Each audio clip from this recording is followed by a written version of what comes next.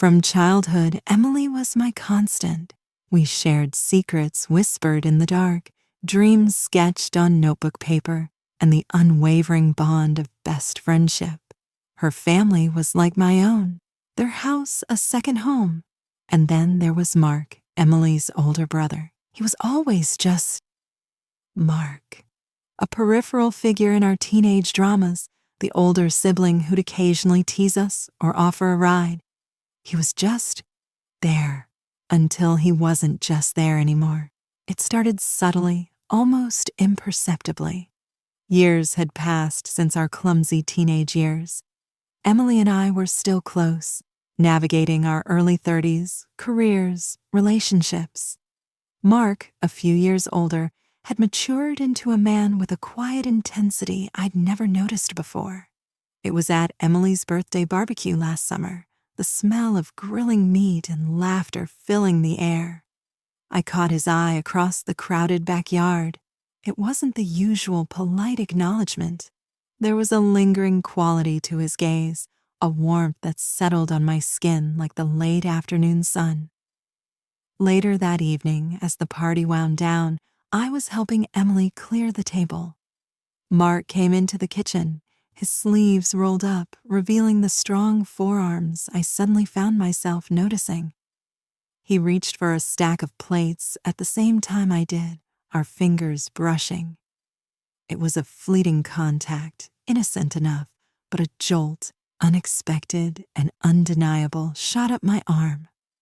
My breath hitched, and I quickly pulled my hand away, my cheeks flushing. He just looked at me, a knowing glint in his eyes that made my heart pound. Over the next few months, these small, charged moments became more frequent.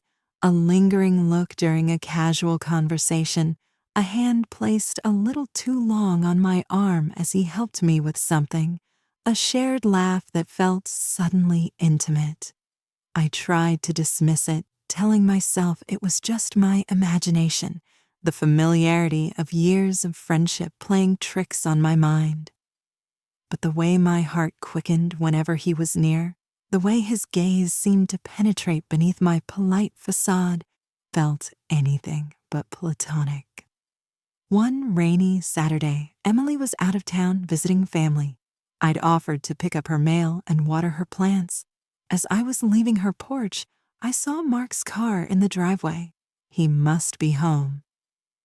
I hesitated for a moment, a strange mix of nervousness and anticipation churning in my stomach. As I turned to leave, the front door opened. "Sarah, is that you?" Mark stood there, wearing a worn t-shirt and jeans, his hair slightly tousled. He looked effortlessly attractive in a way I'd never allowed myself to acknowledge before. "Hey, Mark," I said, trying to sound nonchalant. "Just dropping off Emily's mail." "Oh, great. Come in for a coffee. I just made a pot." My mind screamed a warning. Being alone with him felt dangerous, but the pull, that undeniable curiosity, was too strong to resist. "Sure, thanks," I said, stepping inside. The air in the house felt different with just the two of us. It was quiet, intimate. The aroma of coffee hung in the air, mingling with a subtle scent of his aftershave that made my senses heighten. We sat at the kitchen table, the same table where Emily and I had shared countless meals and secrets. Now it felt charged with a different kind of unspoken intimacy. We talked for a while about Emily, about work, about the mundane details of life. But beneath the surface of our casual conversation, I could feel that familiar undercurrent, that awareness of the unspoken tension between us.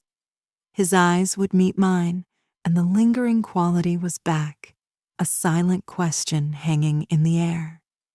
Then he reached across the table, his fingers tracing the rim of his coffee mug. "You know, Sarah," he said, his voice low and thoughtful, "I've always appreciated our friendship." "Me too, Mark," I replied, my heart pounding in my chest. "But lately," he continued, his gaze lifting to meet mine, holding me captive. I've been feeling something more. The air in the room seemed to thicken. My breath caught in my throat. I knew what he was about to say, and a part of me, a reckless, long-suppressed part, desperately wanted to hear it. Had I been feeling it too? Had years of platonic friendship been a carefully constructed wall hiding a deeper, more dangerous truth? Share in the comments if you've ever felt a similar unexpected shift in a long-standing relationship, and hit that like button if you're on the edge of your seat. The silence stretched between us, thick with unspoken possibilities. His hand still rested on his mug, but his eyes were locked on mine, a silent invitation in their depths. My own hand trembled slightly in my lap. What was I supposed to say? This was Emily's brother, someone who should have been off limits, a part of my best friend's life that I had no right to touch. "Mark," I began, my voice barely a whisper. He leaned forward slightly, his gaze intense. "Sarah, please, just let me say it. I know this might be unexpected, and I value my relationship with Emily more than anything, but I can't ignore what I feel for you anymore." My mind was a whirlwind of conflicting emotions, shock, guilt, but also an undeniable thrill that coursed through me like wildfire. He was saying the things I had secretly, foolishly wondered about in the quiet corners of my mind. He reached for my hand again, this time taking it fully in his. His touch sent a wave of heat through me, melting the last vestiges of my resistance. "I know this is wrong," he murmured, his thumb gently stroking my knuckles, "but it feels so right." His words were like a key unlocking a door I hadn't even realized was there. Years of buried glances, unspoken tensions suddenly surged to the surface. The just Mark I had always known had vanished, replaced by a man whose touch ignited a longing I had tried so hard to suppress. We sat there, our hands clasped, the silence now filled with a different kind of electricity. The rain outside continued to fall, a soft drumming against the window pane, creating a sense of intimacy, of being the only two people in the world.